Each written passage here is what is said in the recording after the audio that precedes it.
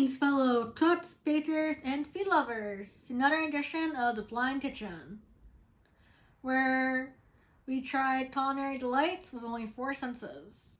I figured today I would share a little bit of my experience of working in different environments that would count as being in your industrial kitchen and actual restaurant itself, and also what I do to decorate in my own house. My first experience was in high school when I was doing culinary arts class, and how it was that the kitchen was broken up into sections of 10, and each section had a fridge, a stove, an oven, and a few counter spaces with a sink. So each little quadrant looked like a kitchenette? Yes. Thank you, I don't mean that's a word. Mm-hmm. Well, not my bad. Everything but the fridge. The fridge was in the front of the room for all ingredients. That was the only thing that wasn't in the kitchenette. And at the beginning of each class, we would have to get our ingredients and our tools and set up a station. So we had to do mise en place before starting class, which is what that means. It's a French term for preparing your station or prepping your food.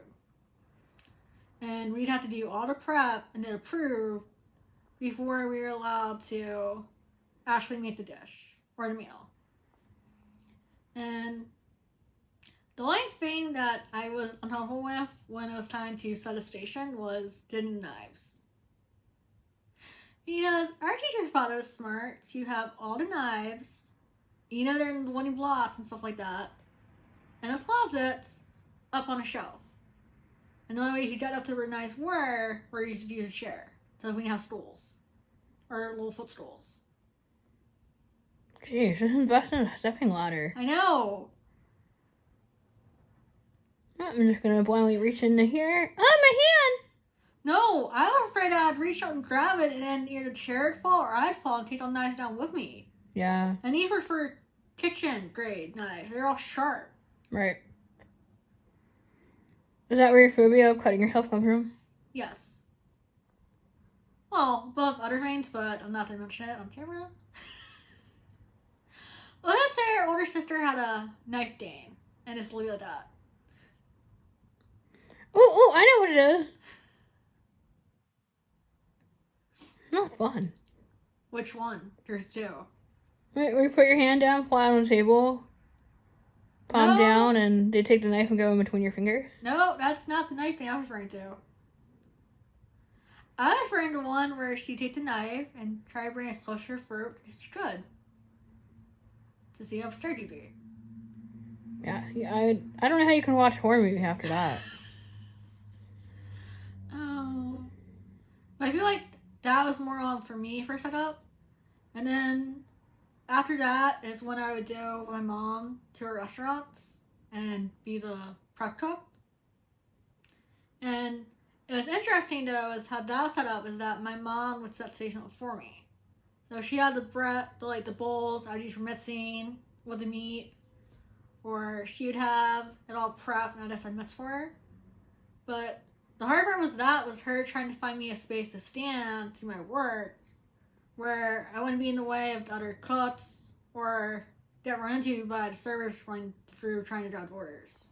I think the hardest thing to do at my mom's work was, I think it was her second or third restaurant, was making the bread. Because, I'm sure you know what a standing mixer is. It has like a little bowl attached to electric paddle and moves around. It's easy to use. It's small. The one she had was a electric mixer for a giant. Wow. And I had to take the dough out of the bowl and put it on the table and kneel it. Like measure it out and put in the tins on that. I didn't do it. My mom always got mad and be like, I need help. Need a big strong man to come help me. Oh. And I know she's always afraid when I put the loaves in the proofer because it was a machine that was hot. And I think she was afraid I was going to burn my hands or my arms putting it in because the proofer was on the same side of the oven, and both were en route of the entryways.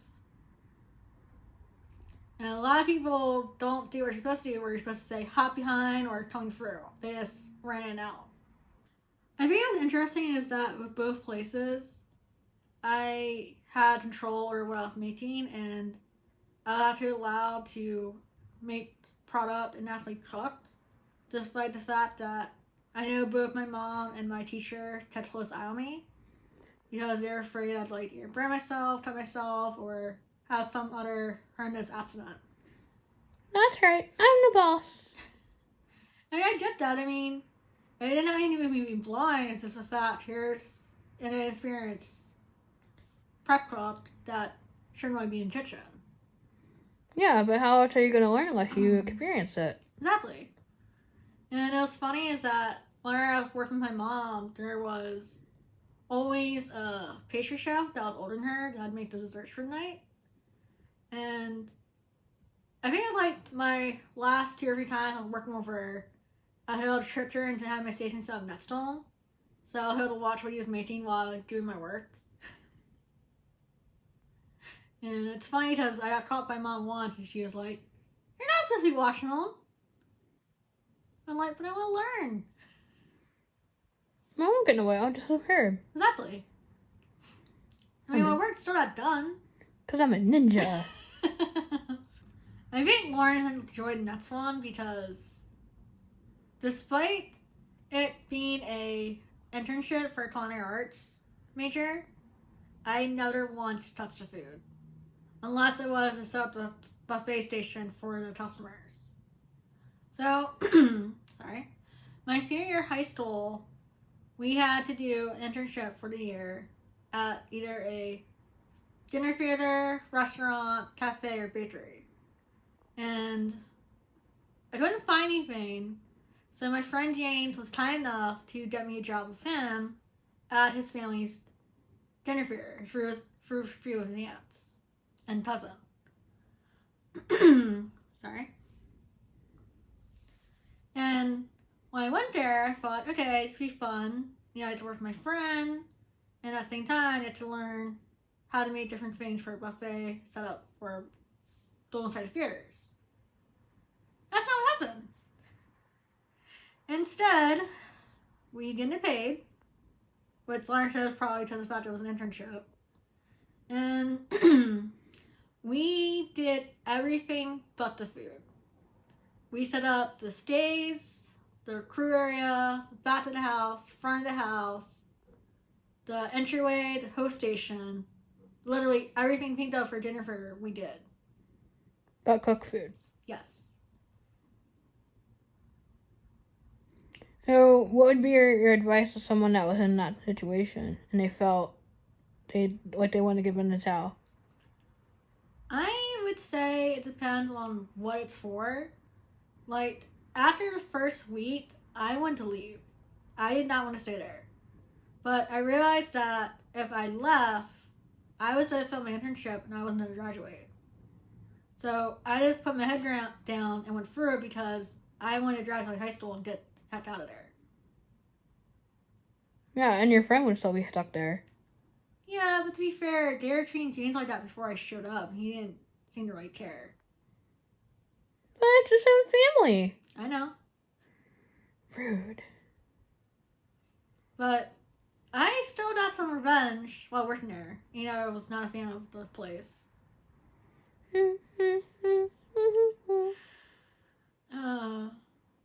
So like I said, we weren't allowed to cook the food, but we had to set up the wooden tables and the burners with the trays for the food.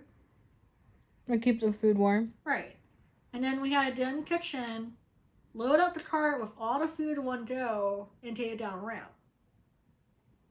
Now see, it's not bad when James was there because he did it and I just helped set up because I think it was like 30 trays on one little cart.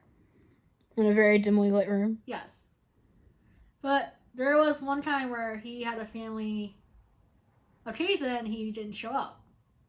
So they're like, "Nicole, you can do it. You do what you need all the time." And The dinner theater was connected to a bar called Bobby's. And I actually liked him. He was very nice. Whenever we had to go through his bar, get either the ice or the food, he'd always make sure that the area was clear, that there's a path for me, that if he was setting up, he would actually help me walk through it so I didn't run anything, like the stools or the walls.